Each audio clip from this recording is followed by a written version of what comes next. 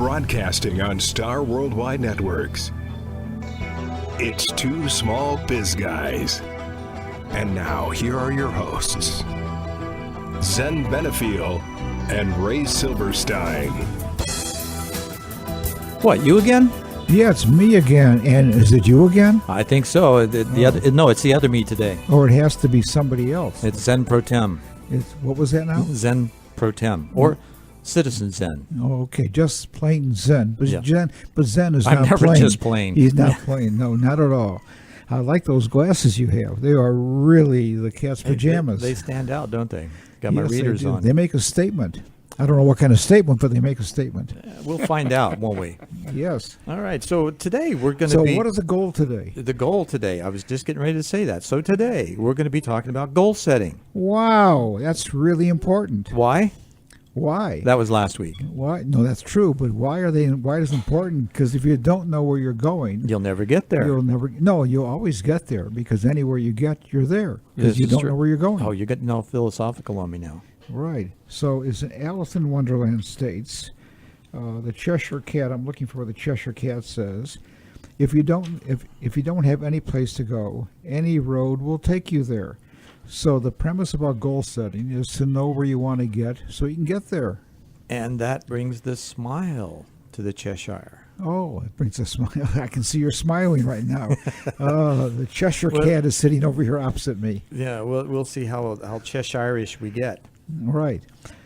So Actually, the we're aspect, American, but that'll be okay. Right. So the Who aspect, knows what our roots are? So the aspect, what are the aspect in goal setting? Well, first of all, like you said, you got to know where you're going. So you've got to have some idea of what you want things to look like for your business. I mean, this could be personal and or business, but since we're a business show, we're going to talk about business goals. You got to know where you're going, what your company is going to look like in the future. So you start with what the largest picture you can begin with of how you're going to look in the marketplace, how your employees, your organizational structure, your attitude, the culture of your company, the things that you want to have in place. Okay, well, that's a lot of different things, but yeah, those are all aspects for me and the folks that I work with. Those are the things that ultimately a good business owner thinks about for the future in their goal planning. Well, they think it's not just a bottom line thing. No, but they think about all those things. But the aspect is, my feeling is, when you set goals, you can't set too many, or you just become confused. You don't establish anything or achieve anything. So I think that if you set 4, 5, 6 at the very most, that's probably a reasonable amount. Because really, I think if you have 3 or 4 ones that are really important that you can concentrate on. So when you talked about the future, those are items I call, I'm just got all choked up on the subject. Sure. Those are items I call vision goals, because they're kind of a vision. They're out there 3 years to 5 years. Right. And then we talk about a little bit, we haven't got to this, but then we talk about, No, we just started. That's right. And we're really Our moving. goal is to talk about this. Yeah, our goal is to talk about this, and you scored on that one. Right. You got a goal. You ought to be a hockey player. I'd be such a schmuck. I mean, it's puck. You got to be very careful. No, okay. So, because hockey players say, let's get the puck out of here. But Right. you got to be very careful with that. So the aspect is, when you talk about goal setting, you also want to look maybe 1 year out, which I call a 365 goal, because it's 365, except on leap year, then we call it a 366 goal. And the nice thing about looking at a year out, you can really be detailed. You can break it down into monthly, weekly, and even daily goals. Yes, you can. That's really hard work, but yes, you're right. Well, but again, like you said, if you don't know where you're going, how are you going to get there? And anywhere will do. If you're going to get to some place, you've got to be really specific about the direction and purpose for which you're going. Okay. So my premise is that the most important aspect about goal setting, it creates the aspect of planning or strategy. Because if otherwise it's just wishful thoughts. Right. And when I do the peer groups, then we talk to people. Every December we talk about goal setting, and a lot of people say, "Well, I want to increase my business 10% over last year." So my next question is, that's nice, but how are you going to get there? How are you going to do it? Well, and the old adage is, goals are dreams with deadlines. That's right. Oh, that's a good line. I like that. Yeah, I can't claim it, but it works. So when you mention dreams with deadlines, so we haven't talked about this, but you're bringing in the aspect of time. And goals basically kind of worked for some type of time format, whether it be 1 day, 1 month, 1 week, whatever, or a year, whatever it might be. Right. So it gives you some reason to really have that dream with the time. Yes, and of course, you can be nonlinear and non-local in that time frame. What was that last part? You can be non-linear, what? That was the Zen thing. Nonlinear and non-local, because in the moment when you're looking forward, it's not in a consistent time frame. You're looking ahead, and you're figuring out, okay, now here's our goal. What realistically is it going to take to get there? How much time? And you begin looking at, okay, what are all the factors that figure into that critical path? And Okay. what are each one of those going to take realistically?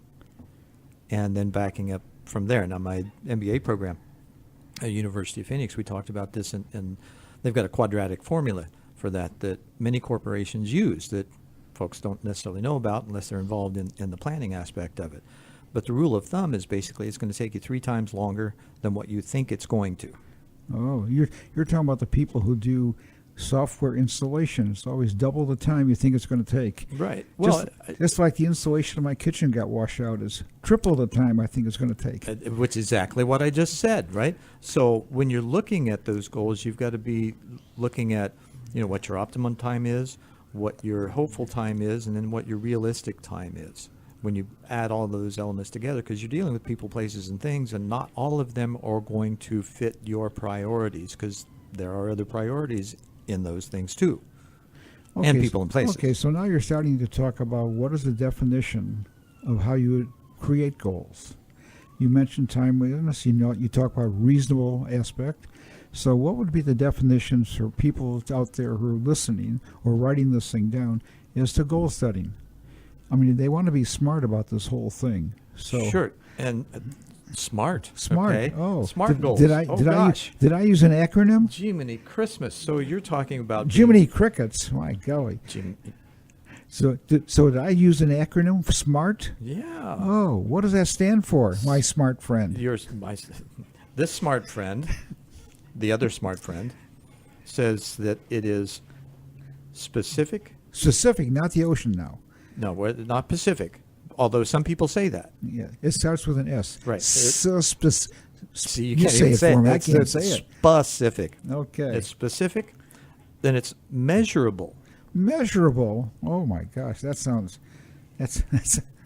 like a Yardley tale. Well, therein enters, the time frames and the details and what you will see as a result, Okay. and the So- metrics involved. So now we right? got specific, measurable, achievable. achievable. Oh, I mean, you got to be able to make the goals. Is that what you're saying? That helps. That helps. That helps. That helps you keep your job. Helps you make performance. Help you Right. move forward. Okay. Yeah, and it we helps got keep your company specific- afloat. We got specific, measurable, achievable, Realistic. realistic. Wow. You get so excited about that. I haven't seen you like this. Yeah, because when it's not realistic, you just can't achieve it. No, you can't. And then you're measured with the wrong thing. People Right. get upset with you, and then it's not really being smart. And the T. The T for 2. T for 2. Actually, it's 3 here. Okay, what is that? The third dimension, Timely. timeliness. Okay. So when you set goals, you're saying you want them to be specific. I can't say the word now. Specific. Measurable, achievable, realistic, and timely. Correct. So if you set a goal, you want it to set those 5 criteria. Right. So And what you want to do, probably more than anything, is not just theorize it, keep it up in your head. You actually want to write them down. That's a critical factor. Wait a second. Why would I want to do a thing like that? That's kind of silly. Well, I'm going to go out on a limb here and explain it from, a rather philosophical, possibly esoteric, and even cosmic standpoint. And that would mean that Oh, cosmic. No, Zen. it's in the stars, right? It's in the stars. Not if it's measurable, It's in the stars, specific, and all those kind and of the good stars things. are not only in your eyes. Okay. But Right. why do I want to write this down? Well, because what that does is it takes things out of the ethers, out of this theory and guesswork and all that, and it puts it down on paper in black and white. And when you're talking about creating something or manifesting or technologies for creating, then you're actually pulling those things down into this third Okay. dimension and writing them down. The So third dimension. yeah, there's a But- lot of things But if with I write that. them down, somebody might see them. And hopefully they will. You need to post them everywhere so they're Oh. reminded. Oh, so I mean, if somebody sees it, it's going to help me create my goals, Absolutely. And or I should say, achieve my goals. well, let's go back into how we think about things.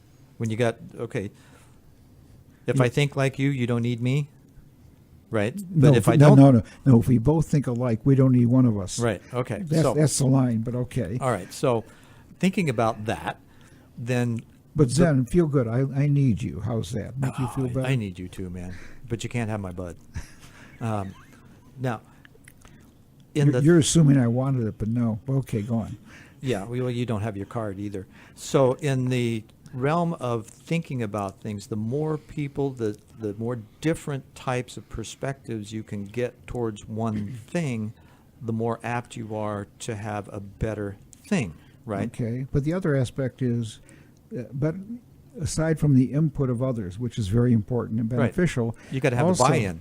Also, is if you write them down and others see them participate, you've now created accountability, Mm-hmm. and you now created the aspect of maybe peer pressure or whatever to make you move forward and to drive you on these a little bit more. And depending on the culture you have in your organization or your company, then it creates this drive towards success. And you're all not necessarily competing with each other, but you're competing to achieve that goal together, which creates collaborative action and Okay. collaborative alliances within the organization. We haven't even gotten that far yet. Right now, we're just talking about setting goals. I mean, Well, you know how I just told you, nonlinear, non-local, so I just pulled something out of time and plugged it in. out of the ether Yeah. space. Okay. That was a point Z, Okay. right? So the It aspect says it right is, here. What does it say right there? It says, start filling in blanks between point A and point Z. Okay. Gee, that sounds like this article is written by a very smart person. It could be. Just, It's me. yeah, it was written by you for Yeah. entrepreneur.com, actually. That's right. So you actually have some history of this. Yes, I Some do. I do. Qualifiable. Qualifiable. Yeah, Okay. You don't just throw a lot of stuff up We- against we- the wall. when you say qualifiable, it could be qualifiable a lot of things. You didn't put the last word in, but it's quite all right. So goal setting, what you're saying, when you set these SMART goals, starts you on the road to be able to achieve them and start you moving you forward to planning, strategy, activity, and whatever you need to do to move forward and to achieve the goal. Right. Whether that be the vision goal, the 365 goal, or the now goals, which are the shorter frame ones. Well, and one of the best things about writing the goals down, okay, those are the broad brush strokes. Means I won't forget them? Yeah, I need another bud.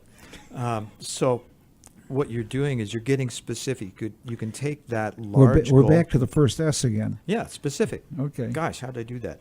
So you break down your plan into baby steps, Bob. Right. And those are what, you have this huge goal. This is what I find, especially with my coaching clients, that they come in, they've got this huge goal that they want to achieve, and they feel overwhelmed at the magnitude of it. And so they're kind of stuck. They're I call it butt puckered. So they don't know what to do. And what you do by breaking it down into the baby steps is you make it more achievable. It's like, okay, you want to do X number of, you want to have X number of sales in a month, let's say. And you don't know how you're going to do that. So by writing down the specifics of it, then you can break it down into, okay, I got to make so many phone calls a day, which is going to produce so many contacts, which is going to produce so many sales, and you break it down into what you need to do per hour. Right. You can. Or you can do that. Right. But the best way, I think, is you want to break it down to smaller increments of measurements, which you're referring to as baby steps. So you want to see And at that the also makes it achievable and realistic. Pardon? That also makes it achievable and realistic. Right. Back But the to SMART aspect goals. is you can see whether you're on the track to achieving it by measuring on the smaller scale if you break it down. Speaking of a smaller scale, we're going to back it down and out for just a few moments and give you a quick break. Thanks for listening to Two Small Biz Guys. Please visit the website, twosmallbizguys.com, where you can get the things that we're talking about today as downloads, and also Here's another one for you, practicalbizu.com, where you'll find a whole selection of material, curriculum, and small business worksheets. That really sounds like great stuff. Yeah, it is. Go take a look. We'll be right back. Thanks for listening to Two Small Biz Guys. Two Small Biz Guys with Zen and Ray. We'll be back after this.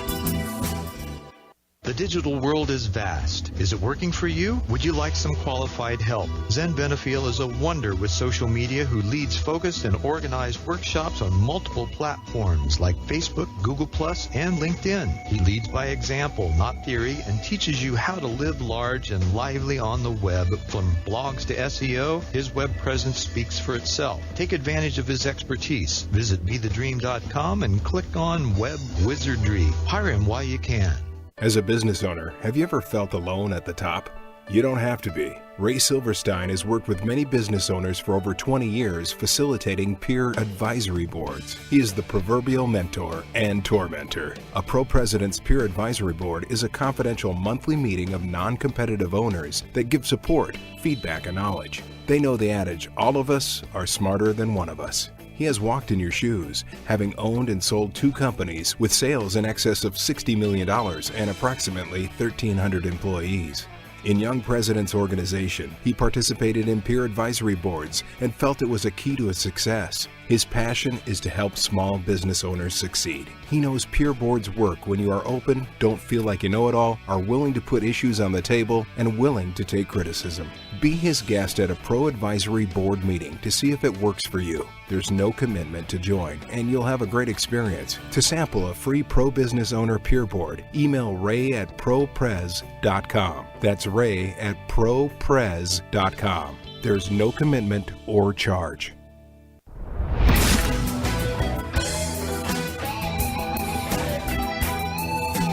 You're listening to Two Small Biz Guys. Now, back to your hosts, Zen Benefiel and Ray Silverstein. Wow, this is no small thing. No, it's a that's smart because- thing. No, that's true, but it was our goal to have the second portion of the program. Yeah, and here we are. So we achieved it. Hey, Round of applause. Very timely. A round of Okay. applause. Oh, I can see for those that. of you who weren't looking, I was clapping all the way around the mic. Yes. So A 360 applause. that was not the sound of one hand clapping. That's flapping. Right, flapping in the wind. All right, speaking of wind, with the goals, it's not just speaking them, okay? One of the things that once you write them down, probably the best thing to do is plot them out.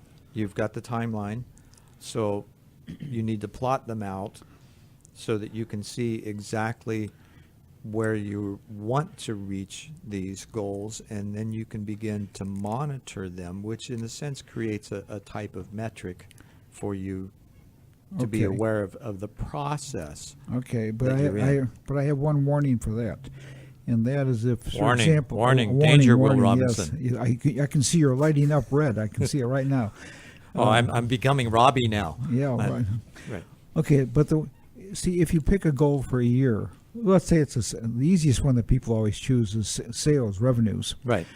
Is that you just can't always divide it by 4 and say, or by 12 per month, because sometimes some certain programs build up, sometimes they slack off depending upon the promotion behind it. So So you you've really always got to understand what time frame your sales funnel to close is. right, a sales funnel time and how long it takes to make the sale, Right. and also the How long it contacts takes and to leads that you have. So you have to take in consideration.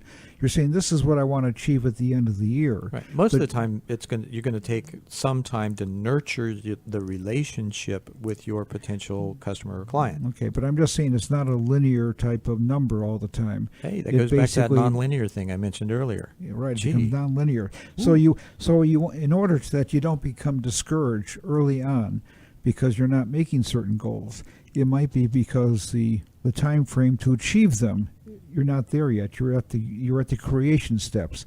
So your goals are in that situation are really what I call the now goals. For example, in the marketing or sales program, it might be the creation of the marketing program. It might be the introduction of a new product. It might be being on radio to promote the product or service. So you have to have the the strategy to get you there at the end. Mm-hmm. And that's where the goal planning comes in, is it takes you back to what is the strategy to get me there. And speaking of being on the radio and what we provided for our guests so far, we've gotten some great feedback on how, and some increase in sales with the guests that we've had on as well. Yeah, they were lucky to be on. Yes, they were, and they're lucky to make it through it with us. That's true too. What they've consistently said, though, is that this has given them yet another avenue of creating relationships with their potential customers just by getting to know them. Right. So if you're saying that your goal is to achieve more, you want to be on the Two Small Biz Guys radio show on demand. We've got over 100,000 listens so far in our first year. So what might that do? What for, might that for do? business? It's overwhelming. Yeah, it could be. Yeah, and when you consider it, 200 that's 100,000 listeners. That's 200,000 ears. You like that? That's mathematics. That's kind of eerie. That's kind of eerie, right? And Erie Canal. Okay, so now you talk about writing these down. You're talking about writing these down. You're talking about putting them out in a timely fashion as to when they might be occurring. You talked about the aspect of creating smaller steps to achieve these. That means breaking down the action that you need to smaller steps to get there. Right. And now, once you've done that, though, how do you jumpstart it? How do you actually? Because a lot of times, people they'll spend this amount of time creating these goals in December or even January, and they won't look at them until the end of the year. Okay, but the aspect is, are you talking about individually or are you talking about company-wide? Because I think it's a different format with each of these two different audiences. Individually, it's really up to you to get moving. You have to be tenacious. You have to have persistence to get moving. On a company-wide, it's more complex. Calvin Coolidge, he says, nothing is more successful than persistence. Persistence, right. You've got to maintain that daily effort. Right. So part of the aspect is on an individual basis is maybe taking out your goals on a weekly basis and see where you are as to whether you're putting the time, energy, and effort. You're what? I'm right here. You're right here. I know. Yeah. You know where you are. That's good. Anywhere I am. You know where you are. I am? Yeah. Okay. That sounds like, okay, I'm not going to touch that. Oh, sure, you can touch it. I'm right over here. Well, there was a religious movement at one time called the I Am movement. Yeah, still is. It still is, right. Yeah, it's out there. It's a little old. There's a church in downtown Chicago. Yeah. Yeah. Wasn't that Guy Ballard was the guy, I think, that started that whole thing back in the 20s. So now that's old. That's older than you are. That's true. Not by much. Well, but you know what? It's lucky it's still in existence, and so am I. Yeah, it's true. All right. So we talked about the aspect of when you introduce it to yourself, you might want to have these measurements maybe weekly or maybe monthly, but you ought to have some type of time frame as to whether you're moving forward. And sometimes moving forward. Speaking of measurements, though, let's go back and that was one of the things. Well, let me just finish one comment before we get to that. Okay. Because some of the goals may not be. I do have a habit of interrupting you. I know, but it's quite all right. Some of these goals may be in action. So the activity is, for example, in marketing, I'm going to create a social media activity. So the creation of that would be a action. You can't always measure it. The measurement is did you get it done? Did you get it done or not? It's right. a yes or no.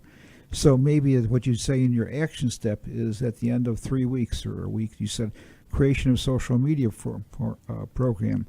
Then you might have measurements as to how much activity you have. Well, like for us, what I do with our show, and I do all our marketing right now, is specifically with Facebook. I look for business networking groups in each city, or not each city, but in a broad number. We began in the United States with the largest cities, developed the presentation to each one of those. We joined the groups, then make our weekly post to them with the show. And then once we reached that, I think I got up to 60 or 70 groups, and then I started looking out around the west of the world to find out who else was out there and the size of the groups, and Just recently, I think we're up over 100 globally now, with over 730,000 members to those groups. Wow. So that gives Okay. us at least some idea of the numbers that we could possibly reach, and the fact that I make those posts every week is that goal that is achievable for me at this, or for us at this current time. That's why the numbers grow every time. Like our numbers last week grew from the previous month and for the previous month. Right. But going back to this introduction of the goals, we talked And about heck, they might even like the show. We talked about the individual aspect, and then there's also the aspect in a company. So when companies want to create goals for both the company and for the individuals within the company, the management team, how do they best go about that? Do they just dictate it down? Does the owner come in and say, these are the goals I selected? Well, some might do that and be successful. What I find is that when you get the group together and you work out the goals between all of you, they're much more realistic, and they're much more accountable, because you're developing them as a group, as a collaborative team, and you're all working towards the one goal of the company's movement forward. Right. So what you're really saying is that there's a buy-in because people participate in the selection of the goals. Right. If you open your mouth up in a meeting and you state a goal, then you are not only holding yourself accountable for it, you're given how many other ears the ability to call you on it. Okay, but the other aspect is you also have to, once you do that, you then have to break it down by activity, Right. As to which areas have what responsibility in achieving those type of goals. And then you can take that goal, let's say you take an individual department and you have that department manager, and you go back and talk to your lead people in the department, supervisors, what have you, and then you explain that goal. This is what we've come up with company-wide. Here's our goal. Now, how do you guys think we can achieve it? Right. So what happens is that if you, for example, if you say the company has a profitability goal, so the profitability goal is driven by revenue, it's driven by productivity, it's driven by financial situations, such as collections, ability to obtain cash. So you have different segments there. It's also driven by having the right people at the right place at the right time. Right. So it's driven by these different aspects of the organization. So different parts of the organization also have to create their metrics Sure.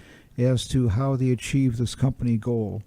And what that also does, when you write them down, you share them, you develop them collectively, it also makes them much more transparent, so that everybody knows what you're working towards, what each other's goals are. And oftentimes, you'll have interdepartmental mixes to achieve the same goal. Mm-hmm. That's right. So oftentimes, sometime? It means often. Often. Sometime is less than often. Oh. And occasionally, That's kind of like when I hear it's partly cloudy or it's partly sunny today. I don't know which is which, but so often and sometimes. Yeah, we had this friend in high school. His name was Partly Dave. Partly there. Okay, Yeah. so we're having this great I don't know who else he was, but he was Partly Dave. So this is a partly discussion as to philosophical aspect of how you create these goals within organizations that participate in different groups. Mm-hmm. So it also creates an interdependency of one group upon another. So you have this aspect of intercompany customers. Right. And, I don't know. Yeah, internal customers. Internal customers, right. So I don't know if a lot of people think about the aspect within a business, your internal customer. If your production department, for example, the sales department has to bring in orders on a timely basis so people can understand that they can ship on time. Right. And then you have to turn that over to the planner, who schedules the materials, delivery times. Then the production control people take it from there, and their customer is that planner and or purchasing agent that brings the material in. And the production department is the customer of those people who are doing the planning. Right.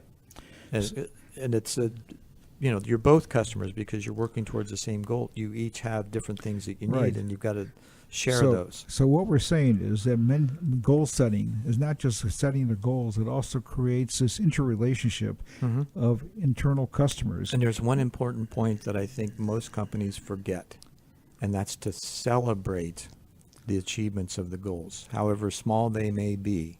There's got to be some kind of celebration involved, patting each other on the back, saying, "Hey, not that you have." It has to be authentic. So if you want True. to celebrate, you ought to go into Two Small Biz Guys website and get our Pro Goal Setting worksheet, and also go into Practical Biz U and get a lot of information. In the next section, we're going to talk about celebration. Yahoo! Celebrate, celebrate, dance to the music, and we'll be right back with Two Small Biz Guys. Two Small Biz Guys with Zen and Ray. We'll be back after this. Hi, I'm Zen Benefiel with Be the Dream Transformational Life Coaching and Professional Services at BeTheDream.com. Our mission? To provide leading-edge transformational personal and business development services. Our services include life coaching, enterprise coaching, partnering facilitations, and possibilities coagulating. We've been in business since 1988.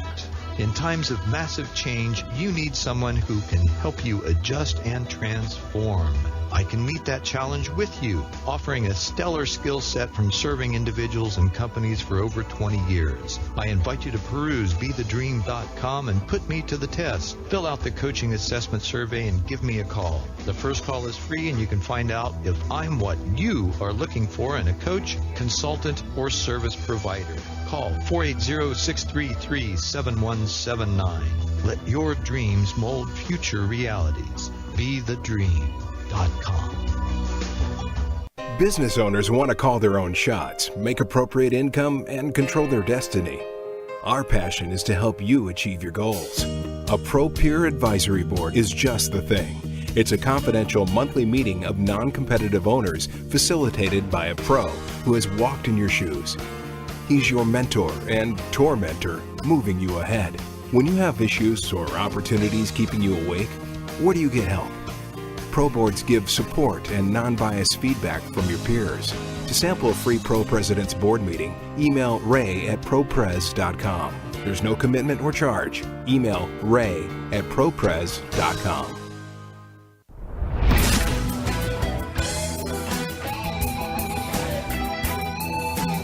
You're listening to Two Small Biz Guys. Now, back to your hosts, Zen Benefiel and Ray Silverstein. We were talking about celebrating. Before the break. Every time I hear that music, I celebrate. Yeah, I know it's your music. That's why you celebrate. Yeah, I play drums on that. It was a lot your of fun creating Your fingers must be sore from snapping all I the got time. blisters on my fingers. Yes. So was that your goal, to get blisters on your fingers? No, but often it happened because we'd play for 6-7 hours at a time straight through, record everything, and it was all improv. Oh, all improv. That means you can't read music? No, it means we can't repeat it. Oh, can't repeat it. Right. Okay, Pete and repeat. We're in a boat. Pete fell in. Who was left? 3. Who? 3? We? No, who was last time? Okay. No, who's on first? That's right. What's on second? I don't know. Plays third. Okay, we did Tomorrow that last is time. pitching and today is catching. Yeah, Right. okay. Thank you, Abbott. All right. So we were talking about celebration. So the aspect is, some companies talk about the reviewing of goals by department. Right. And they do it on a monthly basis. And sometimes they bring the group together, so it's a reminder what the goals are. Mm-hmm. The discussion is, do they achieve or not achieve? They make it a short discussion. They don't go into long aspects of And they why might bring not. in lunch or something like that to kind of, bolster the celebration because, breaking bread together is always a good thing. Right, but then there's the quarterly and the annual goals. Now, some companies, one of the biggest ones here locally, GoDaddy, is huge about the year-end celebration. I mean, they went Chase Field and they have this huge festival for their employees. Here I thought you were going to tell me GoDaddy brings in mommy. GoDaddy. That's what I would call a celebration. Okay, that took your I brought breath in away. mommy too many times. I'm a great grandfather now. Okay, so GoDaddy has a major celebration with bringing all their employees together at the year-end type of activities. Right. So what happens if they don't achieve the goals? What do? They also have a discussion, a meeting, a celebration, or what? Well, that's a good question, and I'm not sure how they handle that. I would imagine that they define why those goals weren't being met and Okay. work to fix the problems or look at them depending on whether they're fixers or they're Okay. opportunistic. So and they you- look at it as opportunities to grow as a company together and find solutions collaboratively to make sure that those goals are achieved in the next Okay. month or quarter. So you're saying they don't want to meet at a mortuary to have this discussion? No. No. That's They, although depending on whether they're necromancers or not. You know, Okay. they might find wisdom from the elders that's that have that's moved true. on. That's true. Okay. But we won't talk about that. No, we won't talk about that at all. You're going to talk about a little bit about some of the ingredients in making up goals other than the SMART goals, some of the things that people should consider. And one of the things which we didn't talk about before is defining the investment. And the investment can be in terms of dollars, time, energy, resources, And research. or research. I think one of the most interesting aspects is, do you have the resources to do it? And of course, resources are talked about in time and money and energy, but the aspect on resources, do you have the human resources to help you really get there? Right. So if you're in top management, do you really have the management team or the people? That And it's can- not just manpower. It's does that or do, would that be a plural? Do that manpower? Yeah, that's a Get kind the of- thought out. Forget about the grammar. Mom was a grammar just- teacher, just tell me okay? the- I got mom in my ear. Just tell me So, the thought. The thought is, are those skill sets that you need for the jobs and the production in place amongst that human resource group? Okay, but it's not only And the if not, then what do you need to do to change? Okay, but it's not only the skill sets, it's also the tools. Do you have the proper tools in the organization to achieve them? So you might Well, have is the that a proper human skill resource set. object or is that a It- facility management Well, decision? it might be. No, I don't think it's a facility. I think sometimes when you're setting these goals, one of the aspects you have to think about is, do we have the resources to do it? And resources might be tools, might be the computer software. Do Mhm. we have the proper computer programming? Do we have the proper manufacturing tools if it's in a manufacturing environment? Right. If it's within a sales organization, do we have the proper process or procedures that we're using? I think in any situation, do we have the proper process? Because every goal is achieved through a process. Okay, so sometimes the goal, therefore, might be, the written goal might be the creation of the process or the procedure to get it done. Mm-hmm. So goals are not always numerical numbers. Sometimes they are actions as to whether you get it done or not, but they're critical actions to the You got organization. rules, processes, protocols, responsibilities, all of those types of things, and even job descriptions. You've got to be able to, again, with the roadmap, okay? In order to do your job, you have to know what it is. How many companies have a well enough constructed job description for each of those pieces? Very that few, then- very few small companies. But then the other aspect is, which also comes out of this, is what is the definition of a good job? Because you may have a job description, it doesn't have a definition of what is a good job. Right. So and employees want to know whether they're doing a good job or not. And if you don't have a proper mechanism or metric so they can determine whether they're doing a good job, Mm-hmm. they can be dissatisfied employees. They think they're doing a great job, but nobody says to them, good job, or gives them the Yeah, recognition. there's no, here's the C word, communication that takes place. And all of these things happen through communication of goals, the SMART goals, the processes, the collaborative efforts, the solutions that are created. You've got to communicate these things as effectively as possible.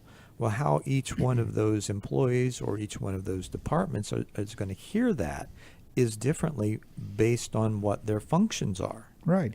The other thing which we didn't talk about are what are the obstacles to achieving the goal? And, sometimes it's a Me? process. You said me? Is that what you Me, said? right. Oh, I'm okay. the obstacle. Oh, you, No, I'm obstinate. I'm not the obstacle. no, you're not the obstacle. You're just obstinate. Right. Okay. That's pretty close. Obstinate and obstacle. I never really thought about that, but those words are pretty close. They really are. And oftentimes it's the obstinance of the employees. It's the, they stop. They're like, they put up this defense or this resistance to the goal or the process or whatever because they don't feel either a part of it or that it's too much or there's no proper definition so that they can really understand what it is. Right. Okay. But the obstacle sometimes, or what the difficulty in achieving the goal, that might be a sub goal as to removing that difficulty. Mm-hmm. And you don't really think about that, but you say, no, if we want to have productivity at a certain level, Right. the question is, what are the obstacles of achieving that level? Is it the process that we have? Is it the people that are there? Do we have the right tools? Do we have the right training? No, all the attributes. And here's where the right mindset comes in, is if you look at that as opportunities to grow the company. Senge talks about mental modeling and systems thinking and those types of things. Those are all important because you got to know how that whole company works and how all those pieces fit together, because they're not just an individual item. It all works in harmony, and when it does, then those goals flow. Is that harmony? No. I had a general That sounds like a C flat to me. No, a C flat, okay. I thought it was pretty sharp, actually. But I had a general manager one time. He told me there's no such thing as problems. Problems are opportunities for improvement. Right. So the negative... And that's a mindset. The negative term is problem. The positive term is opportunity to change or achieve something different. Sure. So one of the things you have to do is create a mindset of when you have an obstacle as to this is an opportunity to do something better, to achieve this aspect. Right. So when you those kinds of things, when you get the buy-in and you have the right culture present in your company, and that's another C word, you know that. It begins with the top level management, and be it owners or shared ownership or top levels, and then it's also incorporated through the bottom levels too, because it's those people at the lowest rungs of the ladder that have to understand things well enough and work together effectively enough to achieve those goals. Yeah, that's where the other C word comes in, which is culture. Right. That you have to have the right culture throughout the organization. So when you hire, you have to hire for attitude and culture. So setting goals is based upon the people that you have there, because you can set goals very easily. I shouldn't say it's not quite. The achievement is always not that easy. But if you don't have the proper culture and attitude within the organization, you're not going to be able to be successful in achieving those goals. And, I would take issue and have an opportunity of changing that mindset that goals can be easy when you've got the achievement of the goals can be easy when you've got all of these things in place. But you have to be willing to take the time to craft these things appropriately. And oftentimes that time is not allocated because it's almost like...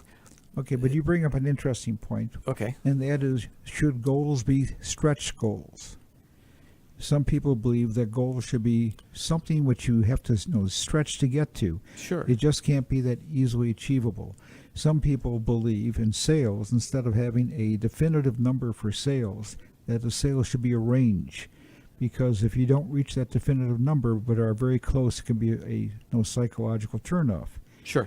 So instead of saying your sales are supposed to be $1 million per year, maybe your sales are going to be $850,000 to $1.1 million. It might be the range, because the bottom number is a realistic number. The top number is kind of like a real stretch. It could be numbers. It could be percentages. Yeah, whatever the the measurement is. Market share. So I'm just raising the question as to when you create. I thought you were these raising goals. the dead. Yeah, raising the dead. Question? Now raising the dead? Yeah. Oh, Don't kick the horse. Don't kick. You sound like Henry Ford now. He says, "I'm kind to horses. We invented the car." Right. There's no bullshit there, is there? That's right. So the aspect is, the question is, is an organization to create stretch goals, or is it to create really goals that are achievable at a reasonable level? And when you go back to the definition of SMART goals, you're talking about realistic goals. So with that frame of reference, I'm sure you want to tell everybody about this, because you have a much better radio voice than I do. I don't know about that. Oh, yes. So we have a goal-setting worksheet that you can download from... We do? Yeah, we do. And it's one that you've created through your decades of service. We did. You did. And you found out what works. You know, this isn't theory, folks. This is stuff that actually works. Ray's been there, done that, and he is an old guy, but even though he seems so young and so witty, and we've missed the puns today so far. Oh. So far. So, I just gave him a cue. It's not over yet. Watch out. So, the goal-setting worksheet you can download is from years of Ray's experience with working with small business owners in his pro advisory groups, which are made up of small business owners from the Chicago Metroland area and also from the Phoenix area. If you'd like to know more about those, you can contact Ray too, and of course you'll get that in our messages. Meanwhile, back at the farm, we're going to take a quick break and figure out whether it's bull, camel, or horse.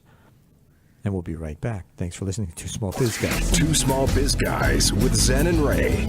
We'll be back after this. Business owners want to call their own shots, make appropriate income, and control their destiny. Our passion is to help you achieve your goals. A Pro Peer Advisory Board is just the thing. It's a confidential monthly meeting of non-competitive owners facilitated by a pro who has walked in your shoes. He's your mentor and tormentor, moving you ahead. When you have issues or opportunities keeping you awake, where do you get help? Pro boards give support and non-biased feedback from your peers. To sample a free Pro President's Board meeting, email ray@propres.com. There's no commitment or charge. Email ray@propres.com. Are you a small business owner looking for education and information and don't have time for school? Is there an area of your business you'd like to know more about but aren't sure where to go or who to ask? Practical Biz U is an online repository of small business courses now available to you on the web. There are single class options, bundles for specific areas, and monthly memberships for ongoing learning opportunities. Go to practicalbizu.com and sign up today.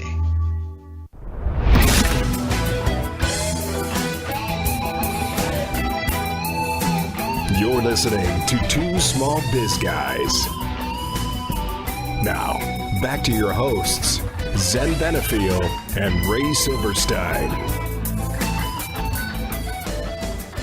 So how are you doing in the matrix today? Matrix. Does that mean I measure up? That's how I do. You do. Speaking Yes, of measuring darn up, right. we're going to talk about metrics now. Yes, metrics. Because when you put all these goals together, the question is, How do you measure them? Yeah, how do you measure them? Because one of the aspects is Yardstick? they say if you can't measure it, you can't manage it, is one of the bylines that people use. So the aspect is when you're creating these goals, they have to be measurable. So what type of measurements might you use for different positions? That's a great question. Well, how many different, you've got sales, you've got finance, you got production, you got... You have marketing. I mean, you have social media today. You have Right. all types of... The easiest one generally are sales. People say, here's a sales number by quarter, whatever it is, by product, whatever it might be. So the aspect is when you go into sales, I would think you say, okay, what product or service has our best margin? What product or service really makes us unique and different? So that creates a differentiation. What product or service would we be known for that won't be obsoleted within a short period of time? Now, do you find in your pro groups, do you find those kinds of questions to be ones that aren't normally asked in the companies that you work with? Yeah, I think most companies look at total sales overall rather than saying, companies generally, management, small business management, they kind of had a meeting this morning, and a fellow said, our revenues are up, but our profitability is down. Okay. So what's that mean? Well, it means that they either have an inefficiency in productivity, or it means that they have had a change in product mix. So one year they're selling product A, which has maybe a 50% gross profit, and they're selling product B, which has maybe 25%. The next year, product B has more sales than product A. So the sales dollars may go up because they're selling more of product B, and maybe they're selling less dollars of product A, but all of a sudden the gross margin contribution goes down. So when you want to put together these projections, I don't think you just always want to say sales dollars. I think you may want to have maybe a sub goal as to taking that item which goes to you the most margin dollars and say that's where we want to put our effort and concentrate on. Because if you concentrate on the low margin dollars, you got to do a lot more business, just to break even with that aspect. Right. And So- from a sales standpoint, just looking at it structurally, when you focus on your high gross margin products, then that gives you room to use the low gross margin products as add-ons. Right, but so when you say For sales instance. dollars in total, you're saying everything's equal, Right. and And it everything really isn't. and everything is not equal within the sales. Right. So you have to think about what really makes up the sales, and so sales is the easiest one to We may be define. created equally, but the sales sure aren't. But you have to go beyond that as to really breaking it down. And also the aspect might be what items you really want to make a penetration on, or maybe what territory do you want to make a greater penetration. So you really have to think, what are the goals of the business as to how you put that revenue projection together. So you were in manufacturing. So when you talk Right. about the manufacturing, what kind of goals can you see in manufacturing? Well, as in, now this was a large aerospace concern, so the goals were set up monthly by dollar amounts. Mm-hmm. They didn't really pay attention to, in the large term, they didn't pay attention to the product line and or products involved with that. There was a goal for like the actuators or the spares or valves or different specific product lines. But when it came down to it from the production control standpoint, we had to break that down into what units needed to be shipped in order for those goals to be attained, and ultimately what controllers there were for those units. So, a unit may have 200 parts, but there's one of them that's not available yet. When's that going to come in? Because that's your controlling factor of when you can actually assemble, test, and ship that item. So those types of things, those controllers were the focus of that next Okay. goal, is when can we get that in? How fast can we pull it in? Okay, but that's an action. The goal really would be to say on that key component. Well, I took it at from the top down Okay. to the final. Okay, but when piece. you're setting the goal, your overall goal would be that we Well, don't. let's say for me, okay, when I was running I had the commercial spares line, 800 part numbers, $7 million a month was the goal. Okay. But the aspect is when you talk about goals, we didn't get involved. We didn't discuss this, but you can set the wrong goal, and the wrong goal can lead to wrong results. For example, when I gave Absolutely. on sales, okay, we want to sell sales, and they said sales in general, and they push the low margin item. So the same thing is true. Or in long lead time item. Or a long lead time item. Same thing is true in production, is that if you do it by total items, all of a sudden you're pushing the low margin item to get through the plant. Maybe you're pushing the item which is the easiest and therefore causing back orders. Low hanging fruit. Or delinquent or late delivery. Right. Or maybe you're pushing product which has high rate of reject, or where you can't get materials, as you were citing. Right. So I think that there's many different measurements, but generally the ones that they have is timeliness of delivery, the amount of rejects that you have, a measurement on that, whether it be units or dollars or pounds or whatever you're doing. Mm-hmm. Basically, it's the efficiency rates as that they're expecting. So if you're in a service type of work, it might be hours to accomplish something. It might be the number of pieces generated if you're doing, creating a graphic artist or whatever it might be. The problem with that is that there's no measurement on quality. So you have certain aspects Is it which quality? Yeah, because quality at times. Well, there are, for instance, manufacturing. There are quality standards Yes. that have to be met. Now, but in service for- business, it's quality is subjective. very subjective. Absolutely, So it becomes a much more difficult and aspect. that's generally customer driven. What was it? That's customer driven, be it internal or external. Right. I had a fellow in one of my groups who was in the software business. this goes back years ago, and he would base his quality based on customer surveys that they would do in order to have a company bonus. That they had to have a certain qualification as to scores of customer service had to be at a certain level for them to pay out a bonus, which meant that the customers felt the quality was at least good or better. We're at 97%. 97%, right. So we talked about a little bit about production. We talked a little bit about revenues. You get into the HR department. What are measurements there might be? Employee turnover, even though they may not have any control over it, because generally the turnover is caused by the immediate supervisor. Right. Then you could be like Bhutan in the gross national happiness. So there might be a question of how quickly you fill somebody in. Right. It might be the quality. Onboarding process. Onboarding process, right. It might be the onboarding process of training. It might be the fulfillment of people, hiring people that meet the company culture. And it can also be the dollars spent for that. Dollars? You mean measure dollars spent? Yeah, for onboarding. Onboarding. Oh, I mean, companies pay attention to the dollars spent? That's interesting. They better. So that's also another measurement.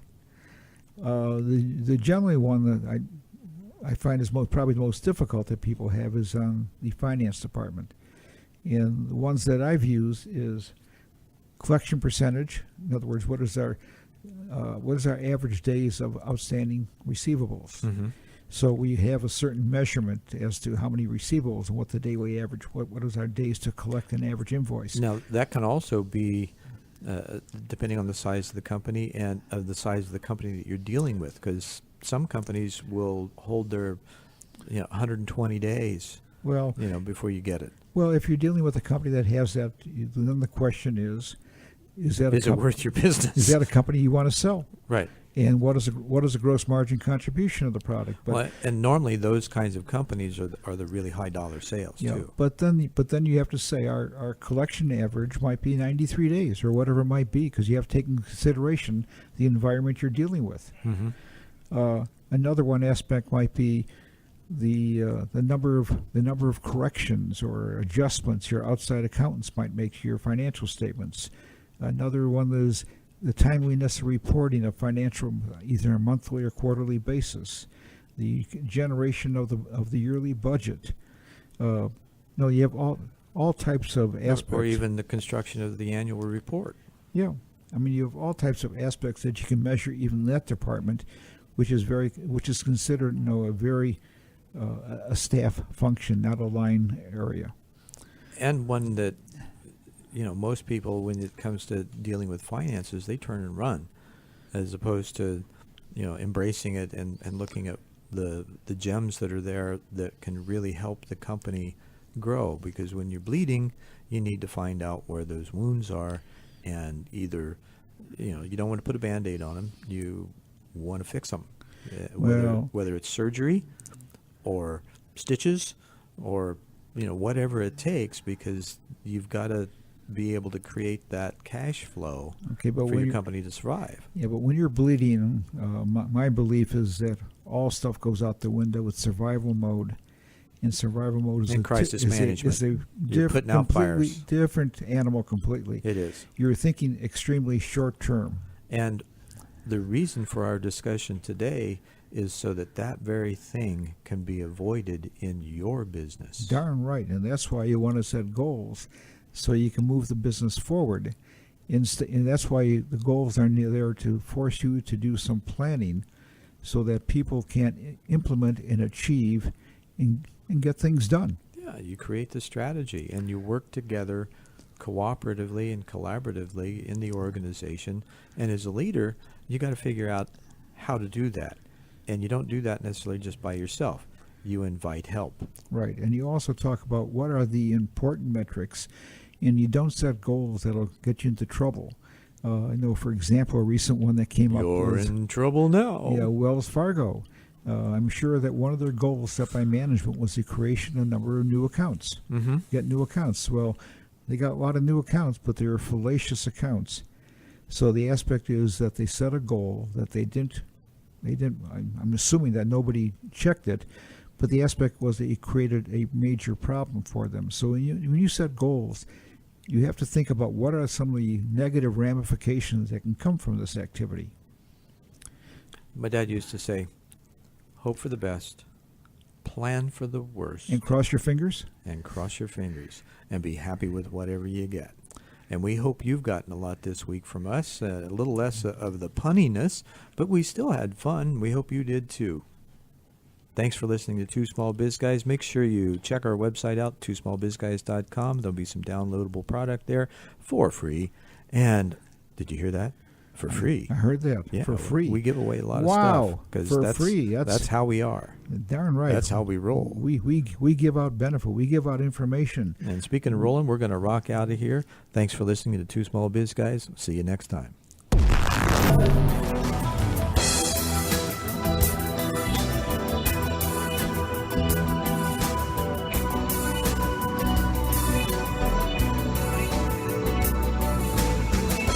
Thank you for listening to Two Small Biz Guys with Zen Benefiel and Ray Silverstein. You can hear Two Small Biz Guys live every Wednesday at noon or catch their show on demand anytime 24/7 right here on StarWorldWideNetworks.com.